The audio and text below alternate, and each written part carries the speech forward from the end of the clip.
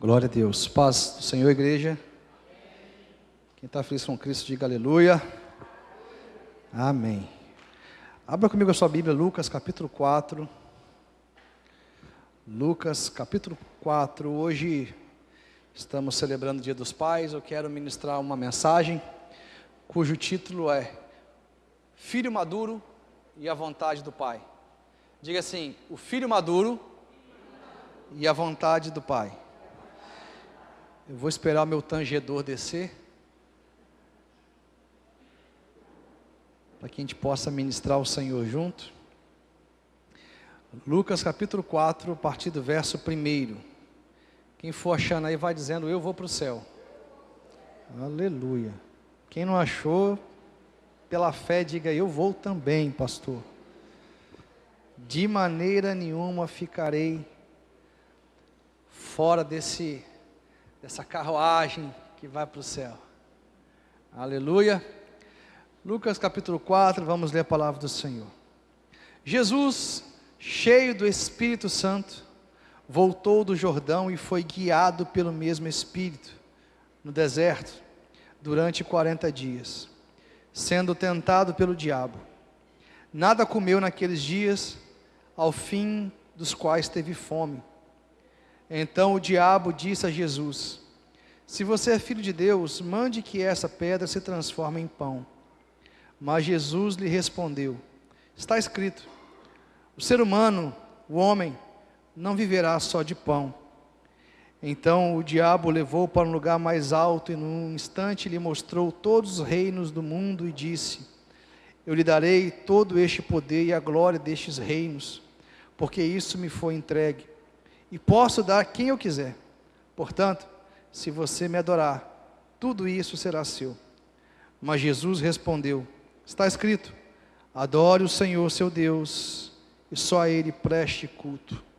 Então o diabo levou Jesus a Jerusalém, colocou-o sobre o pináculo do templo e disse: se você é filho de Deus, jogue-se daqui, porque está escrito, aos seus anjos Ele dará ordens ao seu respeito, para que o guardem, e eles sustentarão nas suas mãos, para que você não tropece em alguma pedra.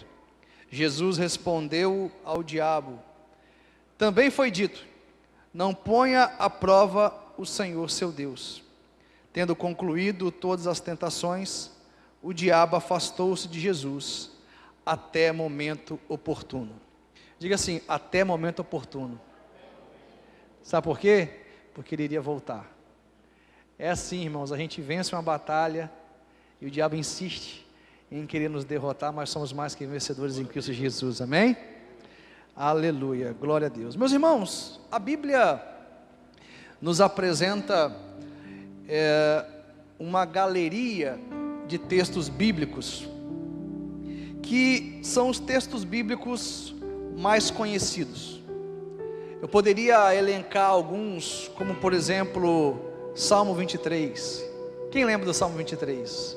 O Senhor é o meu pastor, e nada me faltará. Salmo 91, aquele que habita no esconderijo do Altíssimo, e descansa à sombra do Onipotente, dirá: o Senhor é o meu refúgio e fortaleza. João 3,16, porque Deus amou o mundo de tal maneira que enviou seu Filho único, para que todo aquele que nele crê não pereça, mas tenha vida eterna. Existe uma galeria de textos bíblicos que são os mais conhecidos. Eu tenho certeza que você tem um texto que fica gravado em seu coração, em sua mente, que de vez em quando você recita. Lucas capítulo 4, esse texto que acabamos de ler, faz parte dessa galeria dos textos mais conhecidos. E não só dos textos mais conhecidos, como também dos mais pregados. Essa história da tentação de Jesus é a terceira vez que Jesus ele é revelado nos evangelhos. A primeira vez que Jesus ele é revelado nos evangelhos foi em seu nascimento. Ali é a primeira vez que a Bíblia nos evangelhos apresenta a nós Jesus. Eu gosto muito da história do nascimento de Jesus, Primeiro, porque a história do nascimento de Jesus fala de um personagem que depois de Jesus é o meu personagem favorito, que é José. José é o pai de Jesus. Eu sou apaixonado por José. A Bíblia fala muito pouco sobre ele, poucos textos, mas no que fala, a história de José me impacta de uma maneira poderosa. Uma das coisas que me chama muita atenção na vida de José, e eu já preguei aqui sobre José várias vezes, sim ou não, igreja? Quem vem no culto de domingo já ouviu eu falando sobre José, eu acho pelo menos umas 10 vezes. E é interessante falar sobre isso, porque assim, irmãos, não se assuste se você me ver pregando, vira e mexe a mesma coisa, trazendo ênfase sobre a mesma coisa, porque eu sou pastor de igreja local. Eu não sou pastor itinerante, pregador itinerante. O meu coração é de sempre me certificar de que os irmãos estão aprendendo a palavra de Deus. Então vira e mexe eu vou trazer novamente aqueles princípios, para saber se os irmãos estão entendendo, estão aprendendo, e mais do que isso, estão praticando. Meu compromisso é com a edificação da igreja. Não é falta de inspiração, mas é porque como pastor de igreja local, eu gosto sempre de me certificar de que a igreja está crescendo na graça e no conhecimento do Senhor. Então José é um personagem que me deixa muito impactado. Primeiro porque José, ele nos ensina o princípio da adoção. Diga adoção. Meus irmãos, Jesus, ele entrou na linhagem de Davi porque José decidiu, escolheu adotá-lo. A linhagem pelo qual o Messias viria era a linhagem de Davi. O Messias, ele viria da casa de Davi, e o descendente biológico era José. Quando José ele decide adotar Jesus, receber Jesus como filho, Jesus, ele entra na linhagem de Davi. José nos ensina que mais importante do que você ser um pai biológico é você adotar o seu filho. Sabe por quê, irmãos? Tem muitos pais biológicos que nunca adotaram os seus filhos. Tem muitos pais biológicos que nunca receberam em seu coração o seu filho. O pai, quando ele decide adotar o seu filho, ele assume uma responsabilidade com aquela criança. A responsabilidade de educar, a responsabilidade de instruir, a responsabilidade de proteger, de zelar, a responsabilidade de corrigir. Ele recebe aquele filho verdadeiramente como seu filho, porque para você ser um pai biológico, não necessariamente você precisa desejar ser pai. Tem muitos filhos que nasceram e que não foram desejados pelos pais, mas para que você seja um pai adotivo, você precisa decidir receber o filho em seu coração. Então todos nós, mesmo sendo pais biológicos, nós precisamos decidir, escolher adotar os nossos filhos, assumir a nossa responsabilidade com eles, nossa responsabilidade afetiva. Tem muitos filhos que têm pais biológicos, mas pelo fato dos seus pais biológicos nunca terem o adotado verdadeiramente, eles estão vivendo uma ausência desse pai. Esse pai está indisponível a eles, porque por mais que seja um pai biológico, esse pai nunca decidiu adotar essa criança. É interessante que antigamente em Roma havia uma cerimônia chamada Pater Familia. Diga assim, Pater Familia. Olha que interessante essa cerimônia. Quando um filho nascia, ele era colocado na sala de casa. O pai então, ele entrava na sala, e se ele pegasse aquela criança e colocasse em seu colo, ele estaria dizendo que ele estava adotando aquela criança.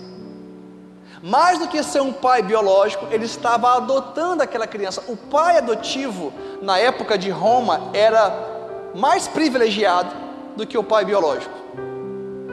Se esse pai, ao entrar em casa, não pegasse aquela criança, dizendo: eu estou adotando essa criança, ou qualquer outra pessoa da família não pegasse essa criança, ela poderia até se tornar uma escrava. Quando o pai, nessa cerimônia do pater família, adotava o seu próprio filho, ele se tornava herdeiro daquela família. Através dessa adoção, desse ato simbólico, o filho entrava na linhagem e se tornava herdeiro daquela família. O que me chama a atenção é que Paulo, quando ele escreve aos Romanos, em Romanos 8,15, ele vai dizer o seguinte: porque Deus não nos deu espírito de escravidão, mas Ele nos deu espírito de adoção, pelo qual clamamos: Abba, Pai. O que Paulo estava dizendo aos Romanos, ele estava contextualizando pater família com uma verdade espiritual. Ele estava dizendo: ei, Romanos, Deus decidiu nos receber como filho, Deus nos escolheu como filho, Deus nos adotou. Hoje nós podemos dizer: Abba, Pai. Ele não nos deu espírito de escravidão, de covardia, Ele nos deu espírito de adoção.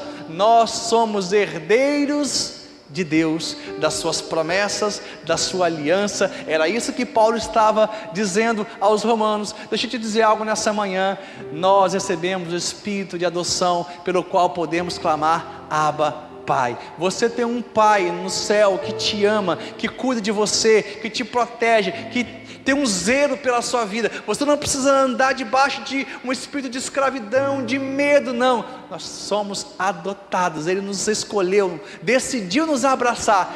Nós podemos clamar hoje: Abba, Pai. Sempre que você clama: Abba, Pai, querido papai, Ele vem em nosso socorro.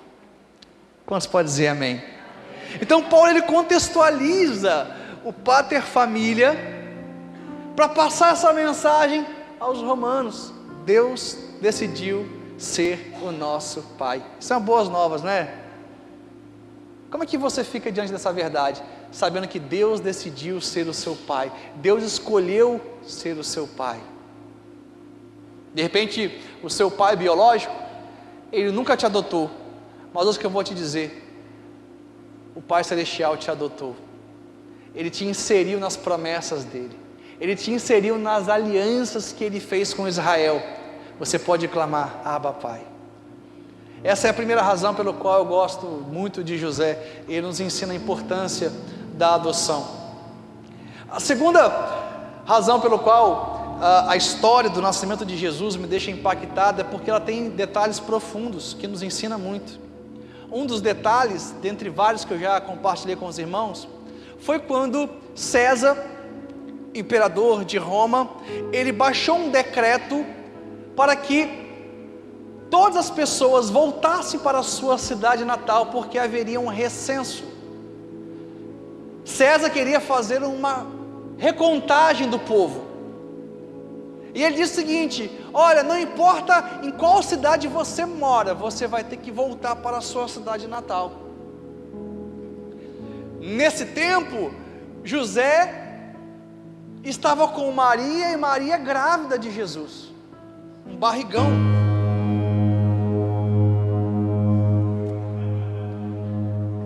Foi o barrigão, né? Quando eu falei, você quis entrar na unção. Barrigão. Tá. Amém. Foi só o teste para ver se... Glória a Deus. José estava com Maria, Maria com aquele barrigão. E sabe onde que José e Maria estavam? Em Nazaré. Só que José, ele nasceu em Belém. De Nazaré para Belém, 150 quilômetros, 4 dias de viagem. Naquele tempo, não tinha transporte como nós temos hoje, carro, avião. O transporte naquela época, pelo que a gente conhece da Bíblia, era um burrinho. Tente se colocar no lugar de José. José com a sua esposa grávida, 9 meses, fazendo uma viagem, montado no burrinho, uma viagem perigosa, chão batido, montes e vales. José poderia reclamar, ele poderia falar bem assim: esse imperador César Augusto, ele é injusto. Será que ele não pensa nos pais que estão com suas esposas grávidas? Ele poderia fazer uma série de murmuração, ficar chateado. Ele poderia ter feito aquela viagem inteira falando mal do imperador romano. Mas o que eu vou te falar, o profeta Miqueias, no capítulo 5, ele havia dito o seguinte, que Jesus deveria nascer em Belém. Belém era o local que Jesus deveria nascer, que o Messias deveria nascer. Sem saber, Deus estava levando José para o lugar do cumprimento da promessa.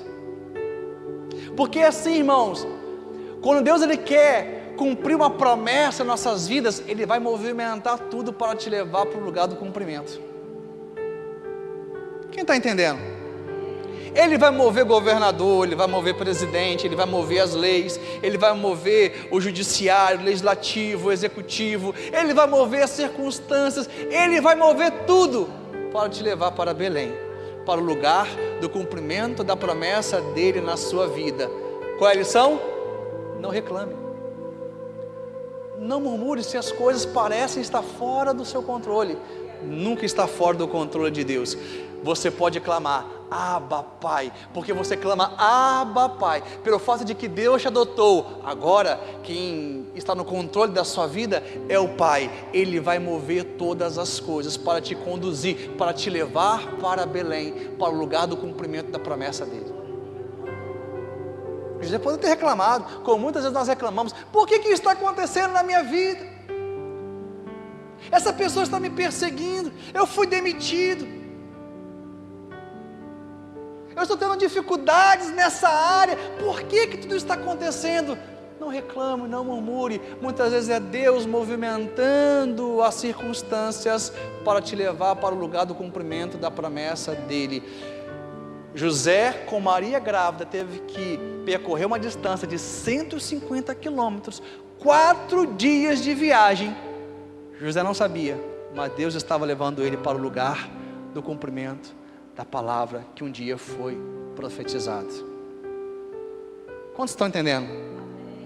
Então essa é a segunda razão pelo qual eu gosto muito da história do nascimento de Jesus. Tem muitos outros detalhes que em outra oportunidade nós podemos adentrar. A segunda vez que Jesus ele é revelado nos evangelhos, passaram-se 12 anos. A família de Jesus, José e Maria, foram para Jerusalém na ocasião da festa da Páscoa. E chegando lá, José e Maria vão embora, descem de Jerusalém, e depois de um dia de viagem, eles percebem que Jesus não está na caravana. Procura daqui, procura dali, eles voltam para Jerusalém. Quando chegam em Jerusalém, encontram Jesus no templo, conversando com os mestres e os doutores da lei. Os mestres e doutores da lei estavam impactados com a sabedoria, com o entendimento de Jesus, que perguntava, respondia. Era o próprio Deus conversando com os homens naquele templo. Maria fala, Jesus, você não se importa de ter feito isso com a gente? E Jesus fala, você não saberia onde deveria estar? Na casa do meu pai? Poucas pessoas entendem o contexto dessa história, mas ali Jesus tinha passado pelo Bar Mitzvah, uma cerimônia judaica religiosa que celebrava a independência espiritual do filho. A partir de 12 anos de idade, 12, 13 anos, quando o filho passava por essa cerimônia espiritual, que celebrava essa independência espiritual, agora o filho não dependia mais do pai e da mãe para ir para o templo, para fazer a vontade de Deus. Agora ele poderia caminhar com as suas próprias pernas. Jesus passou por esse Bar Mitzvah, então ele fala, mãe, você não saberia onde deveria estar? Cuidando dos negócios do meu pai? Na casa do meu pai? Essa foi a segunda vez que Jesus ele é revelado no Evangelho, ele aparece no Evangelho. E a terceira vez que Jesus ele aparece no Evangelho foi quando João Batista ele estava batizando no Rio Jordão. João Batista ele foi para o deserto e ele começa a pregar arrependimento de pecados, batismo para arrependimento de pecados. E quando Jesus chega, João Batista fala, não Jesus, eu não vou te batizar. Por que João Batista não quis batizar Jesus? Porque o batismo era para arrependimento de pecados. João Batista sabia que Jesus, ele era o Cordeiro que iria tirar o pecado do mundo. Ele diz: eis o Cordeiro de Deus que tira o pecado do mundo. Jesus não tinha pecado. Como Cordeiro perfeito, ele não tinha pecado. Logo, João Batista pensou: eu não preciso batizar Jesus, ele não tem pecado. Por qual razão eu vou batizar Jesus? Por essa razão que nós não batizamos crianças. Quantos podem dizer amém? O próprio Jesus foi batizado com 30 anos de idade. Não que tivesse pecado, mas não batizamos crianças, porque a semelhança da inocência, a criança está ali, acabou de nascer, não tem pecado. Então João Batista, ele fala: não vou te batizar. Mas Jesus fala: João Batista, você precisa me batizar para que se cumpra toda a justiça de Deus. Jesus, ele se batiza por uma razão importante. Ele veio para salvar os pecadores. Então ele estava se identificando com aqueles pecadores que ele iria salvar. Essa era a justiça de Deus. Ele se fez carne, ele abriu mão da sua glória, foi encontrado à semelhança de homem, como um servo. Ele se identifica com aqueles ao qual ele veio salvar. Então ele passa pelo batismo. Quando Jesus, ele é batizado, a palavra do Senhor vai dizer que o céu se abriu. O Espírito Santo, de uma forma corpórea, através de uma pomba, desce e repousa sobre ele. E o céu aberto, aquela atmosfera de glória, uma voz bradou do céu, a voz do Pai, dizendo o seguinte: este é o meu filho amado, em quem me comprazo. Esse é o meu filho amado que tenho prazer. Me chama a atenção, irmãos, é que Deus sabia que tudo que Jesus precisava saber para que ele tivesse sucesso em sua jornada aqui na terra era a consciência de que ele era filho e filho amado. Deus escolheu falar algo com Jesus no início do seu ministério, porque ali Jesus estava começando o seu ministério. Depois do batismo, que ele começou a pregar, a ensinar, a fazer milagres, prodígios, maravilhas, foi a partir do batismo. E quando Deus, ele decide liberar uma palavra sobre a vida de Jesus, ele fala: Jesus, você é o meu filho amado. Tudo que Jesus precisava saber para cumprir o ministério dele é saber que ele era filho e filho amado. Deixa eu dizer algo para você: tudo que você precisa saber para que você tenha sucesso nessa vida, ser um bom pai, ser um bom esposo, ser um bom pastor, um bom diácono, um bom empresário, tudo que você precisa saber para que você tenha êxito em sua jornada na terra é que você é filho e filho amado. Quem está entendendo? Você precisa ter essa identidade consolidada dentro do seu coração, que você é filho e filho amado. Essa foi a terceira vez que Jesus, ele é revelado nos evangelhos, e é nesse contexto que Jesus, ele sai das águas, e a palavra do Senhor vai dizer, Lucas capítulo 4, que é o texto que acabamos de ler: e Jesus, cheio do Espírito Santo, voltou do Jordão e foi guiado pelo mesmo Espírito ao deserto. É nesse contexto que Lucas capítulo 4 tem início. Agora, olha que interessante, meus irmãos. Lucas capítulo 4 começa dizendo assim, que Jesus, ele estava cheio do Espírito Santo. Diga assim: Jesus estava cheio do Espírito Santo. Eu gostaria que você pensasse agora nessa imagem. Imagine alguém cheio do Espírito Santo. Pensa aí um pouquinho. Tente imaginar qual é a imagem que vem à sua cabeça de uma pessoa cheia do Espírito Santo.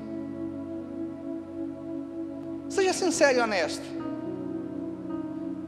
Qual é a imagem que vem à sua mente de uma pessoa que é cheia do Espírito Santo? Irmãos, Jesus aqui não estava falando em línguas. Jesus, ele não estava rodopiando. no deserto, no Rio Jordão. Jesus não estava caindo no Espírito. Porque muitas vezes são essas imagens que nós temos de alguém cheio do Espírito Santo. A palavra do Senhor vai dizer que Jesus estava cheio do Espírito Santo e ele foi guiado por Deus ao deserto. A primeira marca de alguém cheio do Espírito Santo é que ele é guiado por Deus.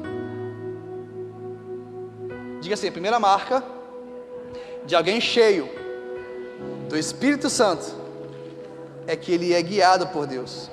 Jesus, cheio do Espírito Santo, foi guiado pelo mesmo Espírito ao deserto. Irmãos, se você é uma pessoa cheia do Espírito Santo, a principal marca da sua vida é que você está sendo guiado por Deus. Não é que você fale línguas, profetiza, não é porque você prega bem, não é porque você cai no Espírito, não é nada disso. Uma pessoa que é cheia do Espírito Santo é porque ela, em primeiro lugar, é guiada por esse mesmo Espírito. Me chama a atenção o fato de que Deus falou algo interessante no Antigo Testamento. Está escrito lá que Deus ele tomou Enoque para si. Diga assim, Deus tomou Enoque para si. Sabe que Deus tomou Enoque para si? Porque a Bíblia diz que Enoque andava com Deus. Não era o contrário, não era Deus que andava com Enoque, era Enoque que andava com Deus. Enoque, ele era guiado por Deus. Enoque, em meio à sua geração, ele rasgou a sua agenda, e ele falou bem assim, Deus, o que o Senhor quer de mim? Ele rasgou os compromissos dele, que muitas vezes não tinha Deus, e ele falou assim, Deus, eu quero conhecer e viver a sua vontade.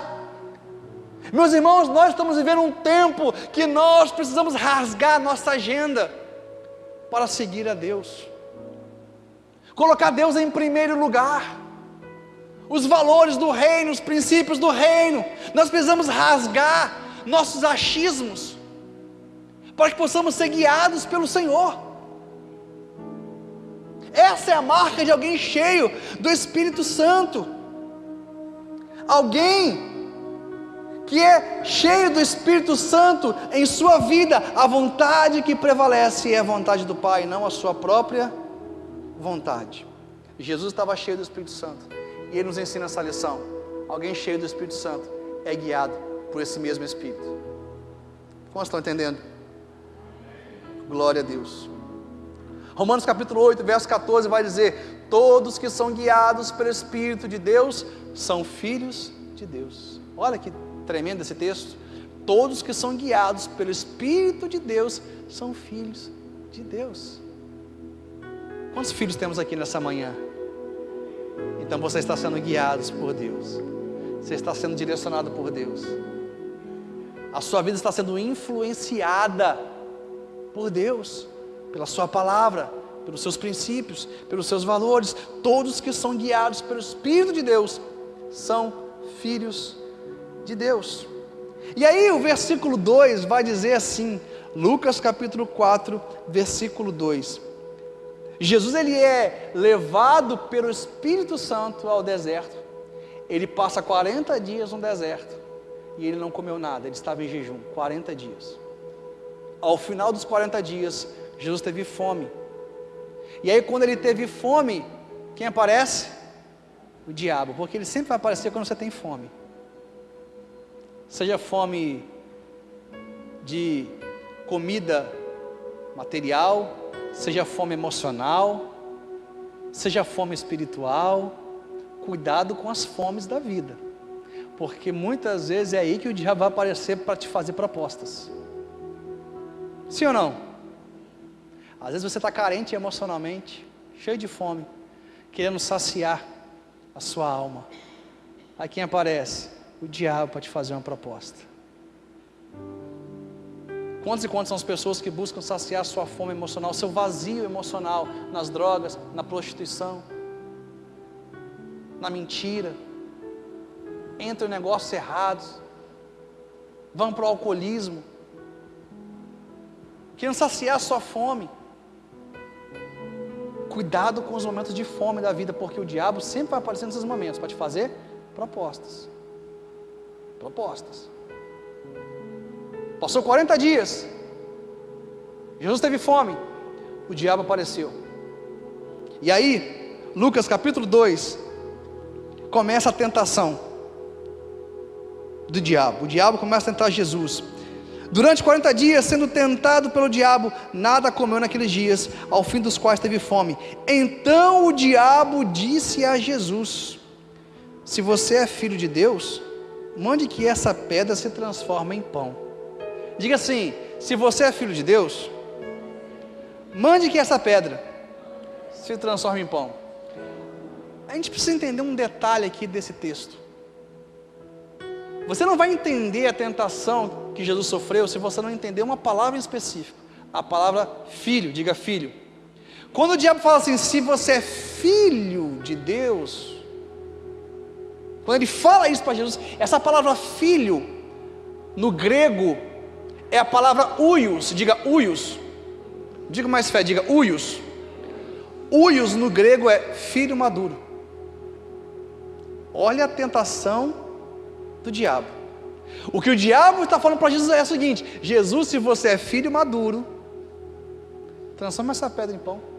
O teste que estava envolvido nessa tentação era um teste de maturidade.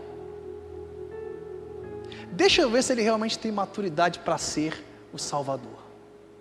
Deixa eu ver se ele tem maturidade realmente para ser o Messias. Deixa eu ver se realmente ele tem maturidade para ser tudo aquilo que os céus estão proclamando acerca dele. Deixa eu ver se ele realmente é um filho maduro. E aí o diabo, ele tenta lançar dúvida no coração de Jesus acerca do amor do Pai por ele. Porque 40 dias antes, no deserto, quando Jesus ele foi batizado no Rio Jordão, melhor dizendo, o céu se abriu, o Pai falou: esse é o meu filho amado em quem me comprazo. Mas agora Jesus estava passando fome. O que o diabo estava dizendo é o seguinte: ei Jesus, como que Deus te ama se Ele está permitindo que você passe fome? Jesus, você deveria repensar nesse amor do Pai. Ele falou que te ama lá no Rio Jordão, mas esse Pai que te ama permite que você passe fome?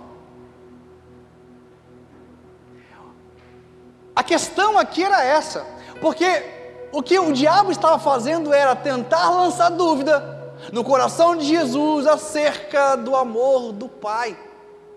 E sempre que você tem dúvida acerca do amor do Pai por você, você vai ser tentado a transformar a pedra em pão. O que é isso? É resolver as coisas da sua forma, da sua maneira, sem esperar que as mãos de Deus se estendam a seu favor. Sempre que você tem dúvida acerca da sua identidade como filho, você vai sair da confiança e vai buscar suprir a sua necessidade, ao seu tempo e à sua maneira. Mas aqui Jesus está dizendo o seguinte: nem só de pão viverá o homem, mas de toda a palavra que sai da boca de Deus. O que Jesus está dizendo é o seguinte: mais importante do que o pão físico é o pão espiritual. Mais importante do que suprir as minhas necessidades temporárias é eu cumprir a vontade do Pai, porque cumprir a vontade do Pai, eu tenho eternidade. As necessidades terrenas são temporárias, mas quando eu faço a vontade de Deus, eu me torno uma pessoa eterna.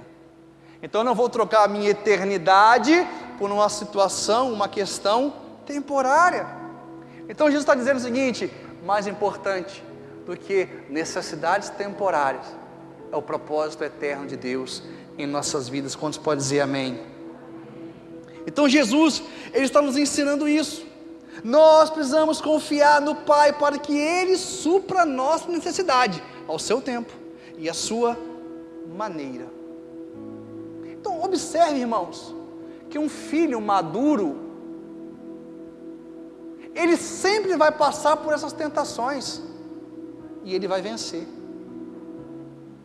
Ele sempre vai sofrer essa tentação de que, será que o Pai realmente te ama porque Ele está permitindo que você passe por essa dificuldade? De repente você está passando por alguma dificuldade hoje na sua vida, e pode ser que esteja no seu coração esse questionamento: se o Pai me ama, por que eu estou passando por isso?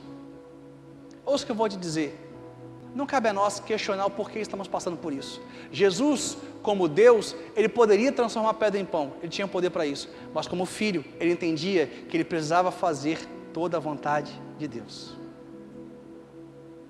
Como filhos, nós precisamos entender que estamos nessa terra para cumprir toda a vontade de Deus. Mais importante do que o pão físico, é o pão que vem do céu, é o pão espiritual, porque é esse pão que é o nosso passaporte para a eternidade. Na segunda tentação, o diabo fala para Jesus: Jesus, se você se prostrar diante de mim uma só vez, eu vou te dar todos os reinos da terra. Todos os reinos foram dados a mim. O poder e a autoridade foi dado a mim. E isso de fato aconteceu porque lá em Gênesis, quando Adão e Eva pecaram, eles entregaram o domínio da terra ao diabo. Jesus, ele veio à terra para tirar o domínio das mãos do diabo, tirar a autoridade das mãos do diabo. Domínio e autoridade que foi entregue pelo homem. Se você, Jesus, se prostrar uma única vez diante de mim, eu vou te dar todos os reinos do mundo, o governo do mundo. Mas aqui o diabo, ele comete um erro. Qual era o erro? Ele ainda não havia entendido que o reino que Jesus veio implantar não era um reino político, mas era um reino espiritual. Jesus, ele veio à terra para salvar pecadores, e para salvar pecadores só tinha um caminho, o caminho que o próprio Deus declarou que deveria ser trilhado, o caminho da cruz. Jesus deveria sofrer, padecer, ser crucificado no madeiro, ressuscitar ao terceiro dia, para que o reino dele fosse estabelecido na terra. O reino de Jesus não era um reino político, era um reino espiritual. Ele veio para salvar pecadores. Sabe, irmãos, nós precisamos entender que não há atalhos na vida cristã, não existe um caminho fácil para a maturidade. O diabo falou para Jesus: uma vez só me prostre uma vez só, mas o Pai havia estabelecido um processo longo, um processo árduo, um processo de renúncia, um processo que ele teria que padecer, mas era através desse processo que ele iria alcançar a vitória. É através desse processo que ele iria redimir a humanidade. Ouça o que eu vou dizer, igreja: não existe atalhos na vida cristã. O caminho da maturidade é um caminho longo, é um processo longo de renúncia, de obediência. Nós temos que abrir mão de muitas coisas para fazer a vontade de Deus. Mas sabe qual é a boa notícia? Jesus já venceu por nós, e Ele está nos dizendo nessa manhã: tem de bom ânimo, porque eu venci o mundo. Como se pode dizer amém? É um processo. O problema é que a gente quer que as coisas aconteçam tudo rápido na nossa história, tudo rápido na nossa vida, e não é assim. A gente quer que o nosso marido se converta rápido, a esposa se converta rápido, que os filhos sejam transformados rápido, que haja uma mudança do dia para a noite, e não é assim que as coisas acontecem.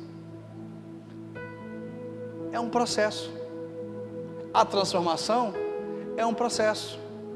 Vamos dizer isso? Diga assim: a transformação é um processo. Não existe atalho. Não existe atalho. O diabo está falando: Jesus, pega um atalho para o reino. Vai mais rápido. É só você se prostrar diante de mim. Está tudo resolvido. Mas Jesus sabia o caminho. O caminho que o Pai havia declarado a ele. Jesus já sabia que a vitória estava garantida. E ele confiou na palavra de Deus, ele confiou em Deus. A terceira e última tentação, que todo filho maduro precisa suplantar, superar, ultrapassar, é que o diabo levou Jesus no pináculo do templo e falou assim: Jesus, se tu és filho de Deus, pula daqui, do pináculo do templo, porque está escrito que dará ordem aos anjos e ele te sustentará. Sabe qual era o teste aqui de maturidade? Veja se Deus realmente é fiel. Porque está escrito que se você pular, Ele vai dar ordem aos anjos para te sustentar. Sabe qual é a questão aqui, meus irmãos? É que muitas vezes nós desenvolvemos um estilo de vida fora da vontade de Deus, fora da palavra de Deus, e queremos exigir de Deus cuidado e proteção. Proteção e cuidado é só para quem está no centro da vontade de Deus. Fora da vontade de Deus, você está à mercê da sorte. Essa é a verdade. Fora do projeto de Deus, fora da aliança com Deus, você está no curso desse mundo. Nesse curso desse mundo pode acontecer algumas coisas boas, pode acontecer coisas ruins, mas Deus não está no governo da sua vida. No centro da vontade de Deus, tudo que acontece vai nos levar para o lugar do cumprimento da profecia, da promessa que Ele tem para nossas vidas. Às vezes, nós estamos fora da vontade de Deus e queremos exigir que Deus cuide de nós, que Deus nos proteja, mas a vontade de Deus é só para quem está no centro da vontade. O cuidado de Deus, a proteção de Deus é só para quem está no centro da vontade dEle. Quem está entendendo? Essa é a tentação que Jesus estava passando. Pula daqui, Jesus. Teste a fidelidade de Deus. Sempre que você obriga Deus a fazer algo que não é a vontade dEle, você está tentando a Deus. Quem está entendendo? Quando deliberadamente nos colocamos em dificuldade, esperamos que Deus nos salve, nós estamos tentando a Deus. Semana passada nós falamos sobre a diferença entre o pináculo e o cenáculo, né? O cenáculo era o lugar onde a igreja primitiva realizava seus cultos. No segundo ou no terceiro andar das casas havia um lugar reservado, um lugar privativo dentro das casas, onde as reuniões aconteciam. A igreja se reunia no cenáculo, um lugar com muita iluminação, representando a iluminação da palavra de Deus. Era ali, naquele local, que a igreja se reunia, um lugar de intimidade, um lugar reservado dentro de casa. O que é bem diferente do pináculo, porque aqui, o que o diabo está dizendo para Jesus é: Jesus, pule e faça uma demonstração de poder, dê ordem aos anjos para que te sustentem. O diabo estava querendo que Jesus fosse para um lugar de exibicionismo, usar o poder de Deus em benefício próprio. Jesus nunca usou do poder de Deus em seu próprio benefício, sempre para abençoar o outro. Ele transformou a água em vinho, multiplicou os pães, multiplicou os peixes. Quando ele estava na cruz, o comentário embaixo da cruz é: fez tudo isso e não tem poder nem para se salvar. Ele não usava o poder de Deus em seu benefício próprio. Ele confiava que Deus, ao seu tempo e à sua maneira, iria prover. Quem está entendendo? Ele foi fiel a Deus e foi fiel até o último momento. Irmãos, a lição dessa terceira tentação, o teste de maturidade pelo qual nós precisamos passar, é que nós não podemos questionar a fidelidade de Deus. Muitas pessoas pensam: mas se Jesus pulasse do pináculo do templo e desse ordem aos anjos, os anjos iriam sustentá-lo. Mas seria um ato de incredulidade, não de fidelidade. Você não precisa se colocar em situações onde você vai obrigar Deus a fazer aquilo que Ele não quer, só para provar que Ele é fiel a você. O filho maduro sabe que o pai é fiel, e por isso você busca cumprir a vontade dEle, fazer a vontade dEle. Quantos podem dizer glória a Deus? Então a tentação de Jesus, em resumo, é isso, meus irmãos: é um filho maduro conhecendo e vivendo a vontade do Pai. Quantos filhos maduros temos aqui nessa manhã? Então o filho maduro, para a gente finalizar, entende que é amado pelo Pai. Ele entende que é amado pelo Pai e que ele não precisa fazer as coisas do seu jeito, da sua maneira. Ele entende que mais importante do que o pão físico é o pão espiritual. O filho maduro, ele entende que o caminho da maturidade é um caminho longo, árduo, é um processo. Caminho da maturidade não é um caminho de atalho. Nós precisamos perseverar, permanecer, para chegar no lugar que Deus tem para nós. E o teste da maturidade, o terceiro teste da maturidade, passa por não questionarmos a fidelidade de Deus. Não nos colocar em situações onde nós desenvolvemos uma vida fora da vontade de Deus e queremos exigir cuidado e proteção dele. Isso é tentar a Deus. Amém, igreja? Vamos colocar de pé em nome de Jesus. Eu quero que você fale assim para o seu irmão: um filho maduro conhece a vontade do Pai. Fala isso, um filho maduro conhece a vontade do Pai. Glória a Deus. Feche os seus olhos em nome de Jesus. Eu quis trazer essa mensagem porque hoje é dia dos pais.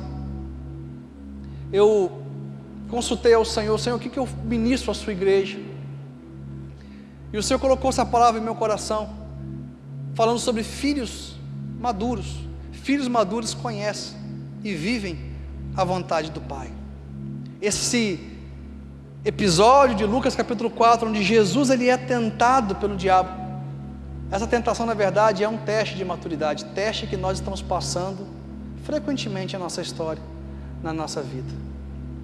Então eu gostaria que te dá um tempo de você, nesse momento, abaixar sua cabeça, fechar os seus olhos, e você orasse para que essa palavra possa produzir fruto em seu coração. Fale com o Senhor nesta manhã, peça a Ele para que essa semente poderosa, que é a palavra dEle, possa frutificar em seu coração, em nome de Jesus, em nome de Jesus. Nós confiamos, Senhor, na sua palavra, confiamos, ó Pai, que a sua palavra produza 100 por 1, e que nessa manhã ela vá e produza o resultado a qual ela se destina. Gere em nós maturidade. Queremos ser filhos maduros. Filhos maduros conhecem a sua vontade. Filhos maduros aceitam a sua vontade. Filhos maduros vivem a sua vontade.